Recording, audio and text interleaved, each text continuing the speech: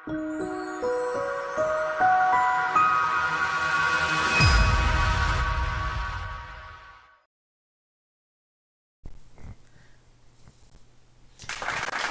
ang ating Panginoon.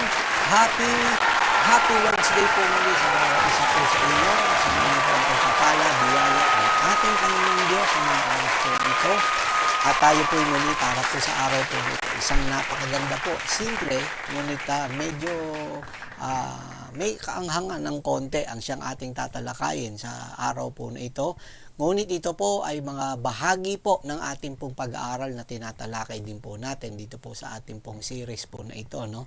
At ako po ay naniniwala ng ating Diyos ay patuloy po nasasama po sa bawat isa po sa atin sa pag-aaral po natin ito. Ang panalangin po namin ay ating po makita po ang liwanag po ng salita ng ating Panginoon. So tayo po muna ay manalangin po minsan pa at tayo humingi ng patnubay po sa ating Diyos na buhay. Samahan po ninyo ako, samahan po kayo naroon, tayo po ay manalangin.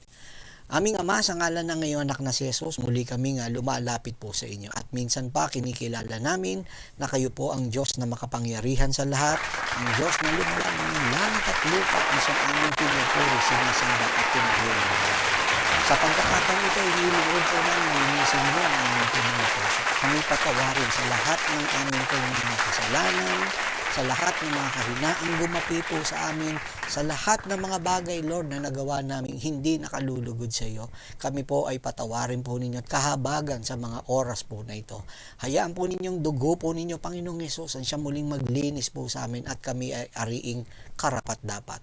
Idinadalangin po namin sa iyo, Panginoon, sa araw po na ito. Sa muling aaral namin ng iyong salita, sa paikinig po namin, ang dalangin po namin, Panginoon, ay mahayag ang katotohanan, ang liwanag ng katotohanan ay sumapuso ng bawat isa sa inyo po mga anak. Sa lahat ng tagapakinig, Panginoon, alisin mo, Panginoon, yung spirit of condemnation, but we pray for your spirit of enlightenment and the spirit of grace that we will understand your truth, Lord. Maraming salamat, Panginoon, pagpalay mo ang kabuuan ng pag-aaral, yung salita sa araw po na ito, sa umagang ito. Ito po ang aming hiling at dalangin sa pangalan ni Jesus. Amen and amen and amen. Praise the name of Jesus. Tayo po bumasa in the book of Deuteronomy, chapter 30, verse 11 up to verse 14 and verse 19. Deuteronomy, chapter 30, verse 11 up to verse 14 and verse 19. For this commandment which I command thee this day, it is not hidden from thee, neither is it far off. It is not in heaven, that thou shouldest say, who shall go up for us to heaven and bring it unto us, that we may hear it and do it? Neither is it beyond the sea, that thou shouldest say, who shall go over the sea for us and bring it unto us, that we may hear it and do it? But the word is very nigh unto thee, in thy mouth and in thy heart, that thou mayest do it. Verse 19. I call heaven and earth to record this day against you, that I have set before you life and death, blessing and cursing. Therefore choose life, that both thou and thy seed may live. And also Ephesians chapter 4, verse 4 up to verse 6. Basahin po natin ito, Ephesians chapter 4, verse 4 up to verse 6. Okay, makikita po natin yan, no? Ito po ang pagkakasabi po ng Ephesians chapter 4, verse 4 up to verse 6. Therefore, there is one body, one spirit, even as ye are called in one hope of your calling. One Lord, one faith, one baptism, one God and Father of all, who is above all and through all and in you all. Glory to the name of Jesus. So once again, greetings in the name of our one and only true God, Jesus Christ, the God who manifested in the flesh, that He may die, be buried, and be resurrected after 3 days, in order to redeem mankind from their sins. And welcome to Jesus Christ, one God, one Gospel Church Sunday online service, no? So ang ating pagpapatuloy po, as I have mentioned, we have this series which has the title Bible Doctrine Issues, no? Is it really important? Mahalaga po ba ito? Okay, and then in our first subject, tinalakay po natin, deception is the name of the game. And of course, no, ang ating sumunod po na paksa po dyan ay what Christians should know about sound doctrine.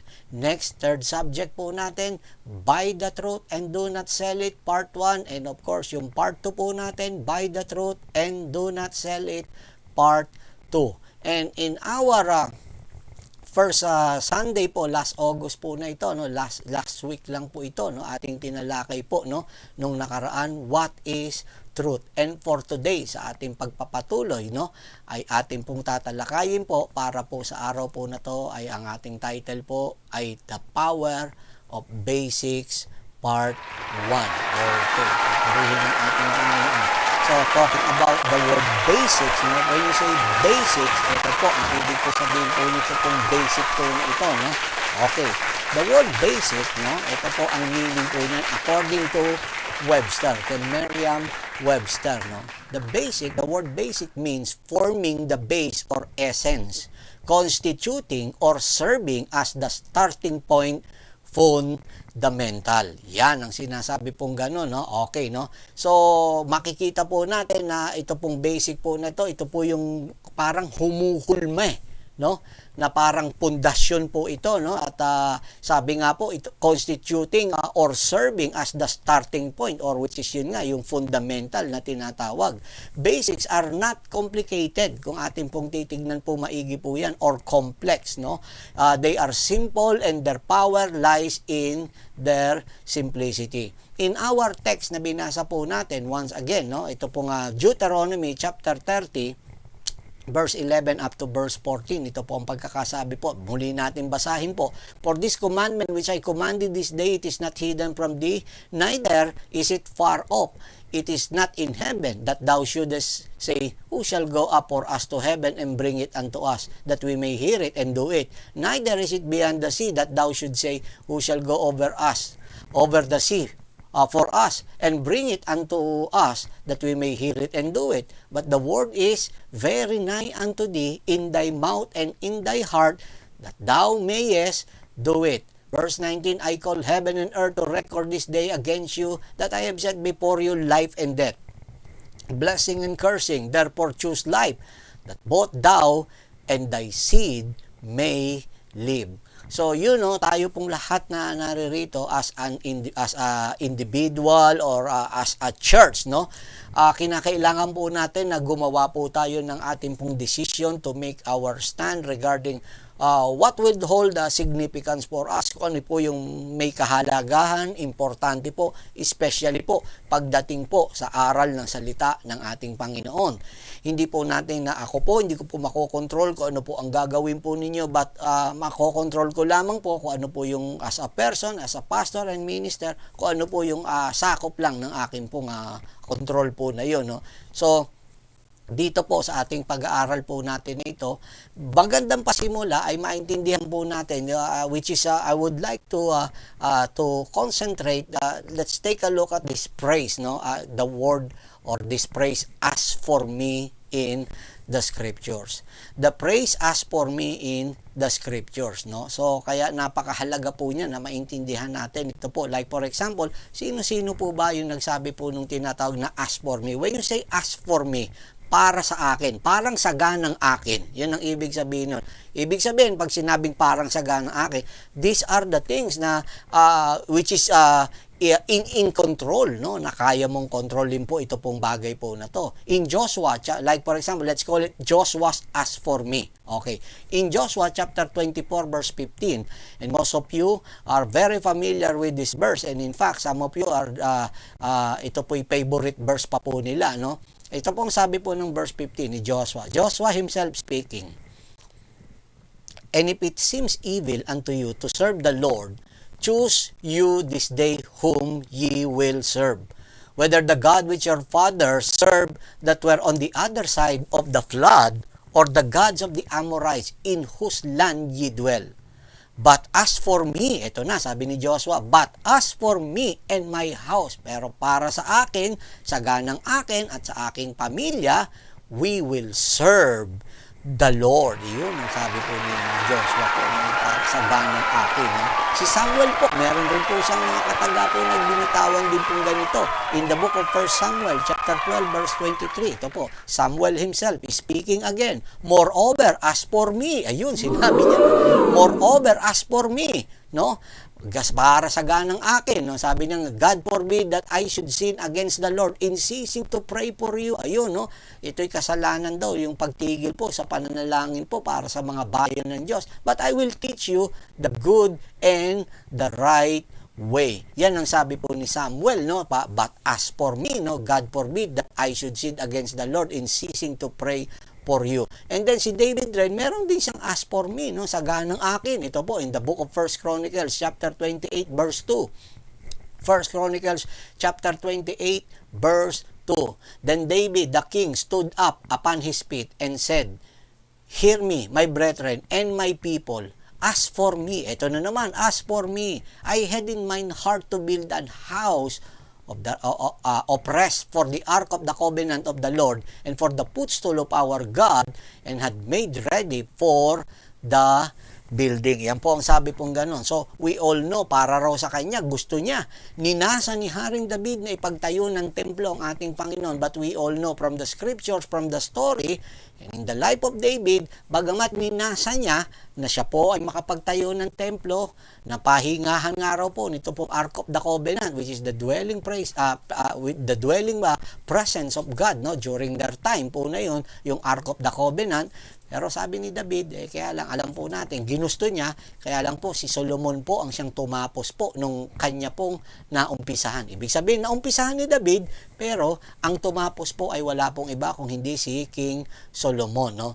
In the book of Psalms chapter 5 verse 7, ito pa po ang sabi pa po ni David rin, "But as for me, I will come into thy house in the multitude of thy mercy, and in thy fear will I worship toward thy holy temple." Praise the name of Jesus. Not only David po na mayroong as for me, si Asaph, no, ito po ang sabi po niya, no, ito po sa kanyang psalm, no, the Psalm of Asaph, no, in Psalms chapter 73, no, ito po ang pagkakasabi pong gano'n, no, okay, meron pa po ako kay David, teka, balikan natin, ito po, sayang po, no, para maintindihan, Psalms 55 verse 16 and 17, Psalms 55 verse 16 and 17, "As for me, I will call upon God, and the Lord shall save me. Evening, morning, and at noon will I pray, and cry aloud, and He shall hear my voice." Ayun, as for me, sa ganang akin, I will call upon God. Tatawag daw po si David po sa kanya pong Diyos na kinikilawan. At balikan na natin, ito po si Asaph, no? Ang sabi po ni Asaph po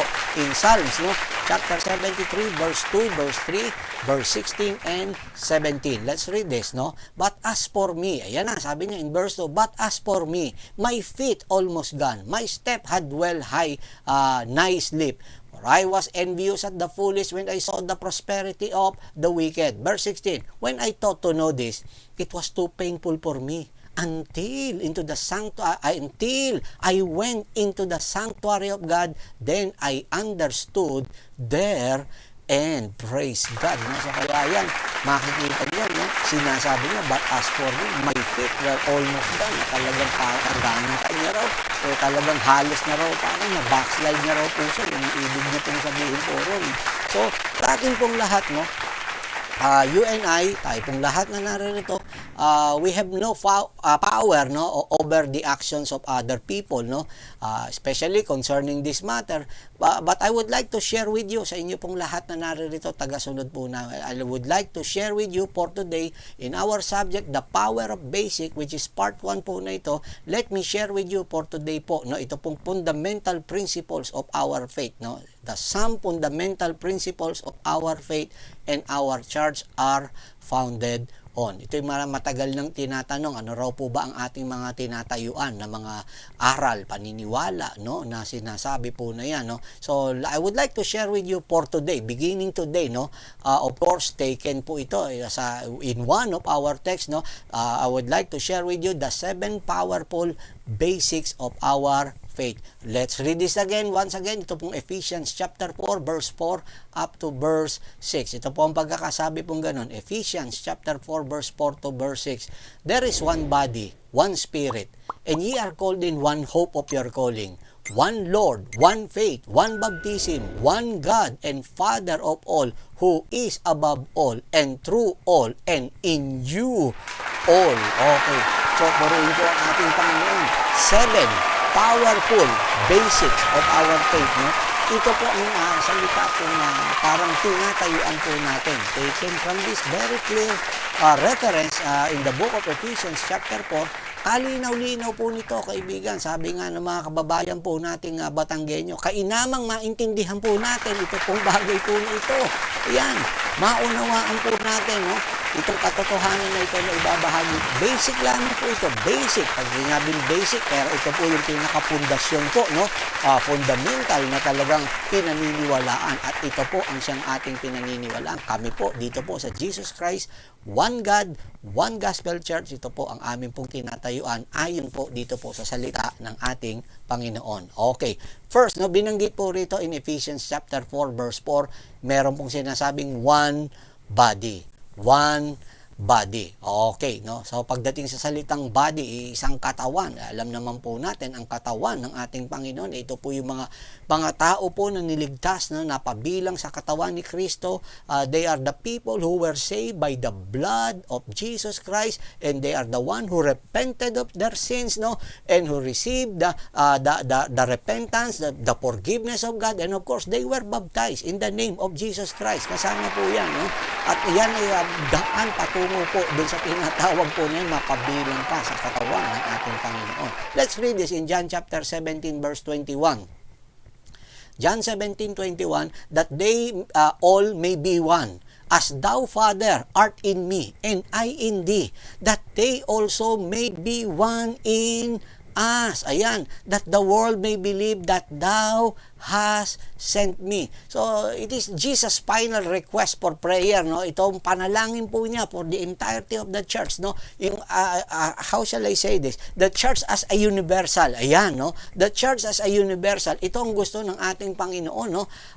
Gusto ng Lord, ito yung prayer niya na kung saan na dapat ang sasagot po nito ay walang iba, yung kabilang po sa katawan ng ating Panginoon. It is because the highest or the greatest power of the church is unity, no? When we talk about the power po na, how about prayer? Of course, siyempre po, na not as effective as unified prayer, no? And what about worship? In terms of worship, not as effective as unified worship. Ibig po sabihin, there is always power in unity. Iba po yung nagwa-worship po ng solid, iba po yung nagpe-pray ng united po. Yun ang sinasabi po sa atin. So kaya yan, ito pong one body, which is yung katawan ng ating Panginoon, na napabilang po, ulitin ko po, yung mga grupo po yan na iniligtas ng ating Panginoon, na hindi lamang po yan sa isang particular po na church. Halimbawa, makikita nyo lang yan sa Pilipinas o sa Davao na sinasabi. Hindi po ganun po yan, kapatid kaibigan, o sa Amerika na nasa Texas lang po sila. Hindi po ganun.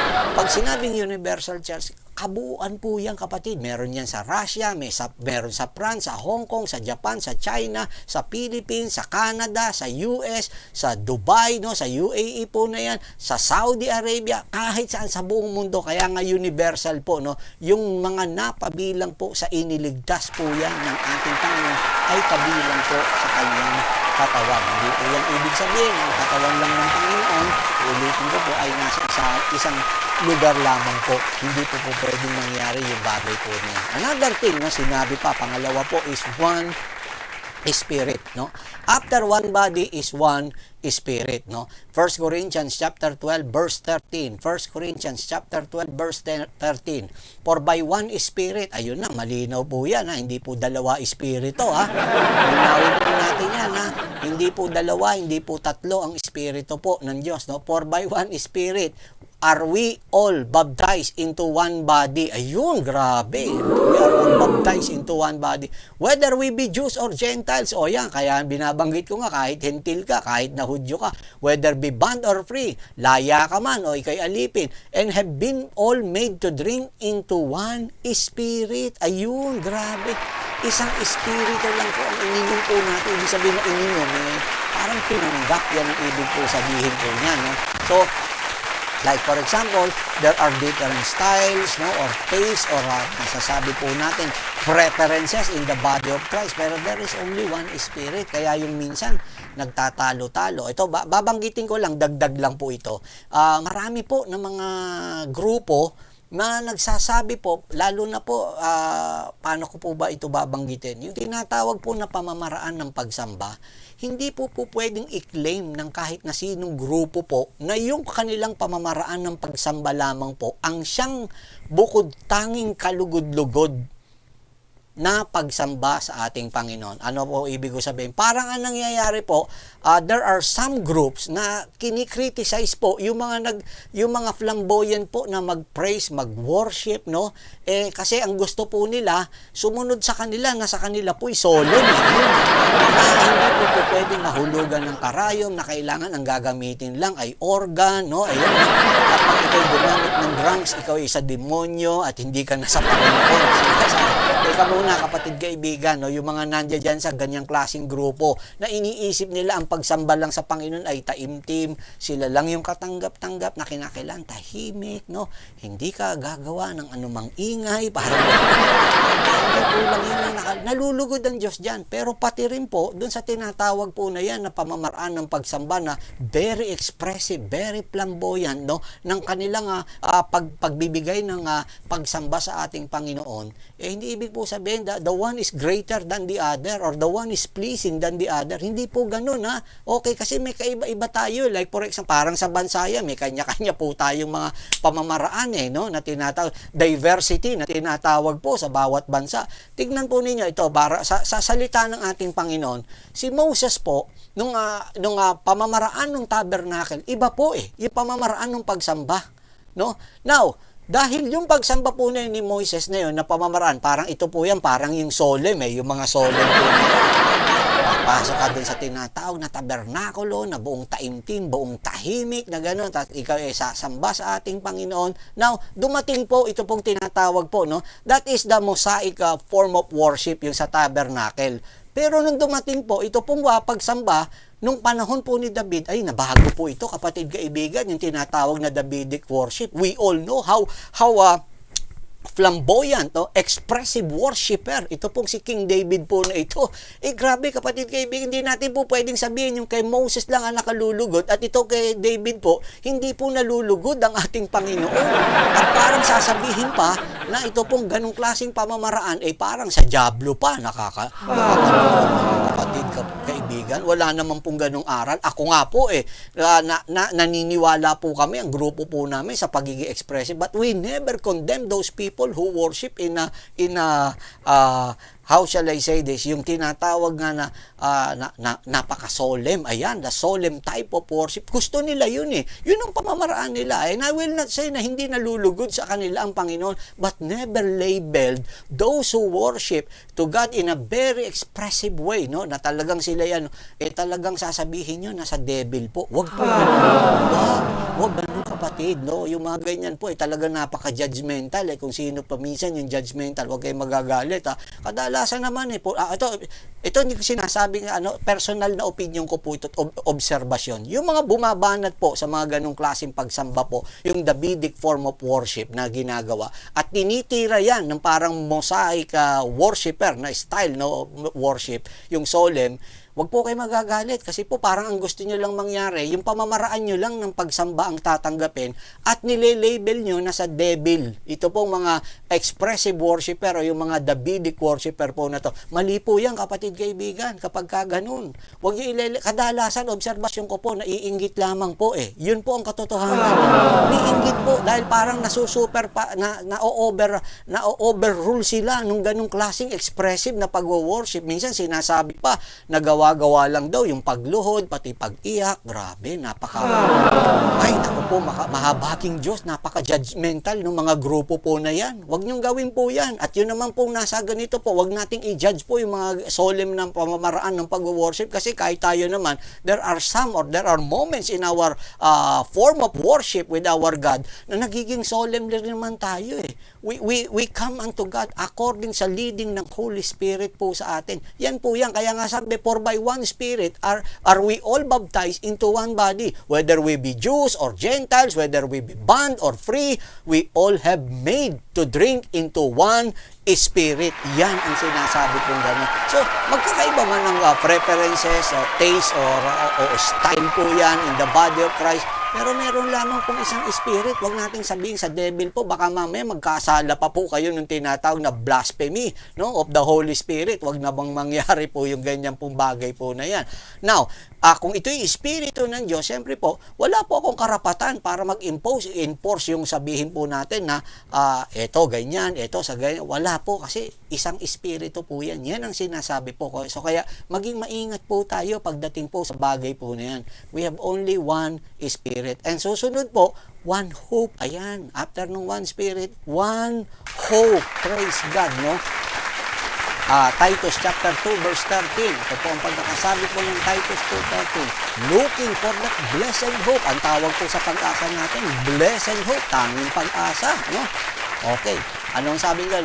Looking for that blessed hope and the glorious appearing of the great God and our Savior, Jesus Christ. Hebrews chapter 6 verse 19.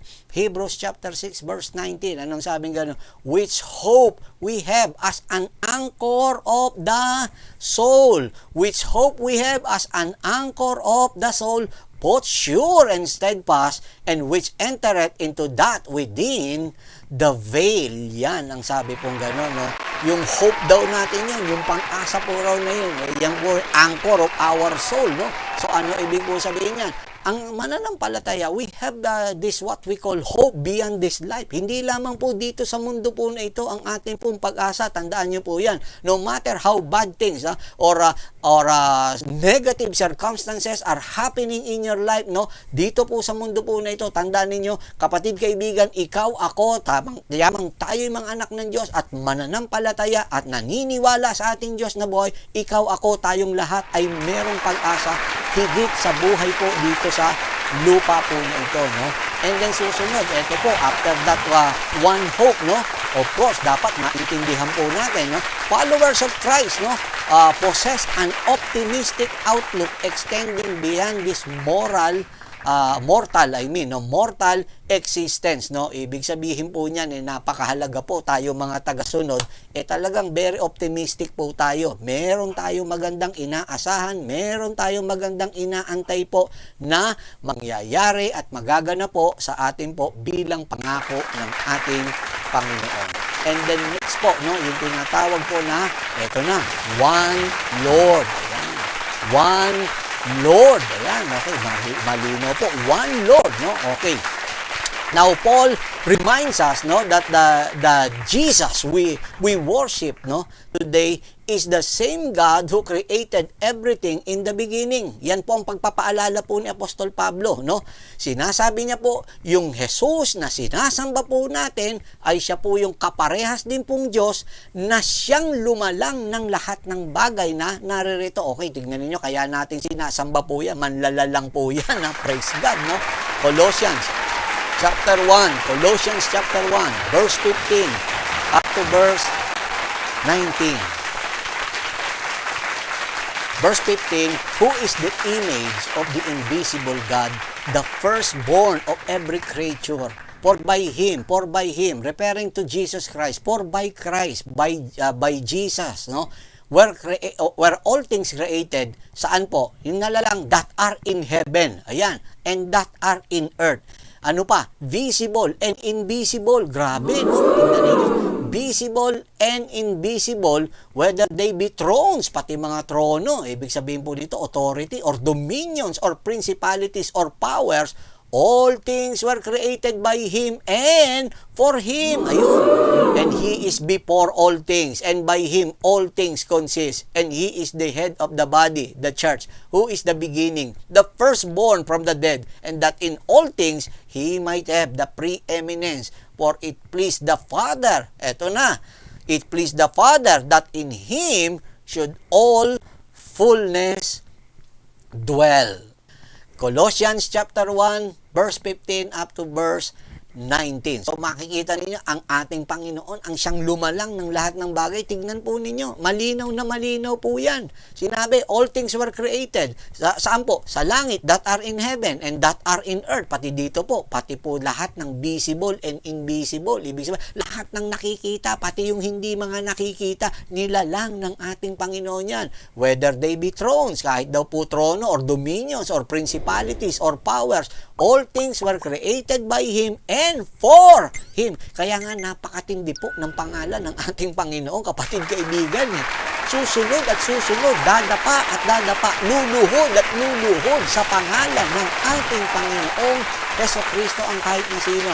Colossians chapter 2 verse 9. Colossians chapter 2 verse 9, for in Him, referring to Christ, for in Christ dwelleth all the fullness of the Godhead bodily. So, gusto ko linawin po sa inyo pong lahat na tagapanood po. Huwag niyo pong isipin po na ang church po namin, ang iglesia po na ito, some people, minsan nalilabel po ang mga one God believer as the Jesus only church. Hindi po, mali po yun, no? We are a Jesus name church because sa ating pong lahat na naririto, malinaw po that the scripture declares, no, that there is one throne in heaven. There is only one throne in heaven, and there is one who sit in heaven, no? Yun po ang sinasabi, in that one throne, isa lamang po ang siyang nakaupo. And His name is Jesus. Hallelujah to the Lamb. Yun po ang siyang nakaupo po sa kaisa-isang trono po niya. At ang pangalan po ay Jesus po. Yun yung sinasabi. And therefore, because of that, we have this what we call one faith. One faith. One faith, no?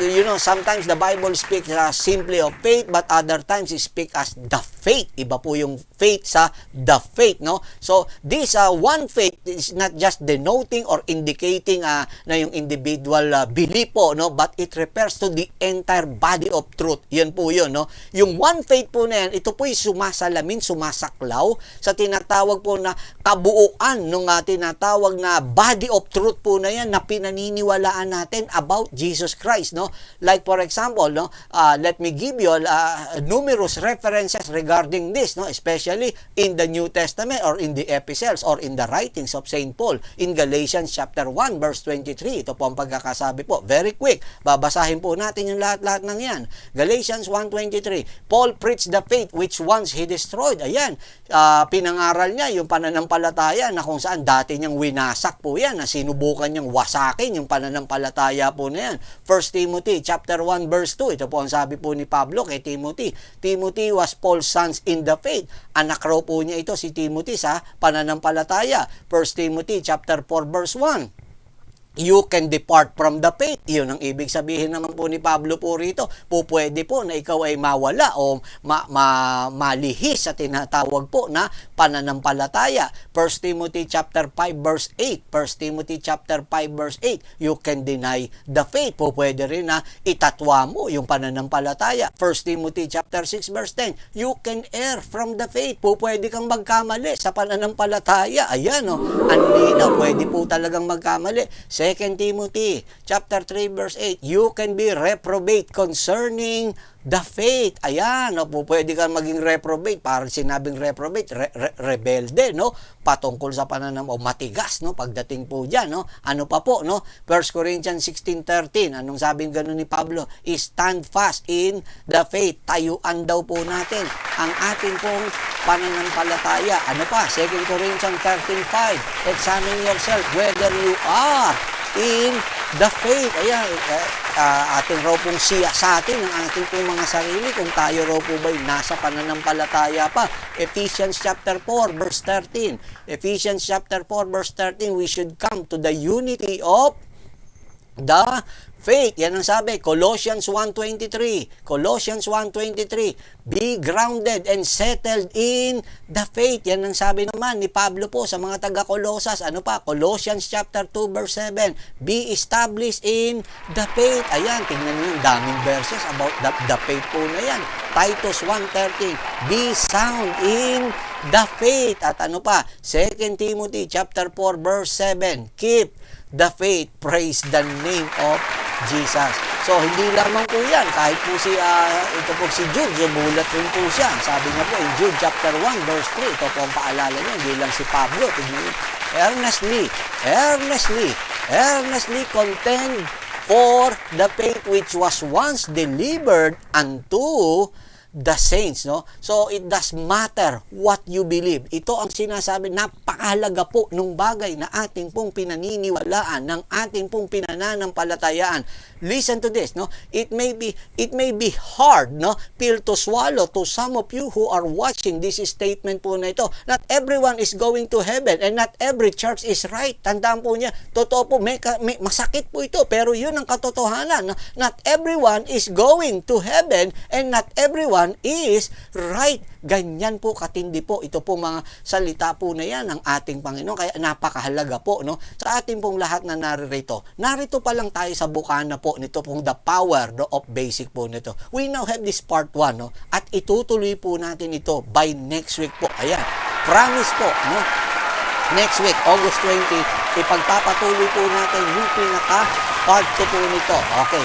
The power of basics, no? Part 2. Yan ang ating pagtalakay po niyan. Kaya sa bukana po na to, sana po, alam ko, medyo nabitin po kayo. Huwag kayong mag-alala po at may susunod pa po tayo na pag-aaral at itutuloy po natin yan sa mga susunod po na linggo. So, to all members of this church, no, friend churches, followers, and subscribers of this YouTube channel, that's our message for the Sunday online service. And I hope it was a blessing to you and I hope you will be back with us by next week po, August 20 po, no? At alas 10 po tayo uli ng umaga po. Now, this coming po, August 27, we have this special event na ginagawa po namin ito sa church. Annually ginagawa po namin. We have this what we call the family day event po na ito, no? At ito po nais ko po ibigay po sa inyo at ipakita natin direct yung ating pong event po na yan. Praise God, no? Hallelujah, no? Which has the title One More Try, our 6th season po, no?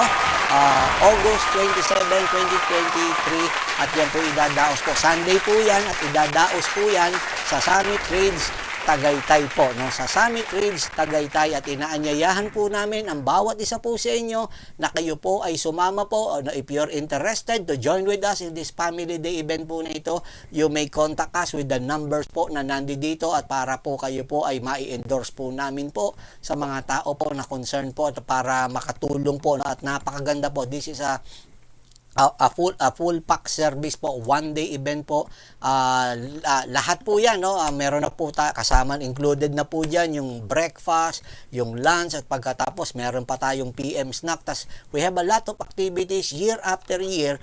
We have this 6th season na po ito at every season is different from the other po. Ganun po ang ginagawa po namin. We're trying to make every season po memorable, no? Different from the other, no? Kaya pinag-iigi po namin at pinag-iigi. And for this year po, no, napakaganda po, no, for this coming August 27. So I am encouraging each and every one of you to please join us, no. Wag po kayong manghinayang, no. Although ito po may fee, no, pero ito isipin po ninyo, makakakain po kayo ng buffet sa hotel po sa Summit Ridge po yan. Hindi po basta imagine, may buffet ka na lunch at saka po yung breakfast. Ay naku, panalo kanyang kapatid, kaibigan. Magkano po ang buffet? Pero napakarami pa po because we have a lot of surprises, no? Hindi ko na po masasabi po yan, pero malaki po ang maitutulong po sa atin ng lahat ng yan. Well, again, sa ating pong lahat, nagpapasalamat po tayo sa Panginoon po this 6th season po na ito at yan po ay habag ng ating Panginoon na tayo po nagkakasama sa atin. So, well, that's the word of the Lord for today here in our Sunday online service. Until next week, God willing, this is Pama speaking for Jesus Christ, one God, one Gospel Church, saying, Baruch haba Bashem Adonai.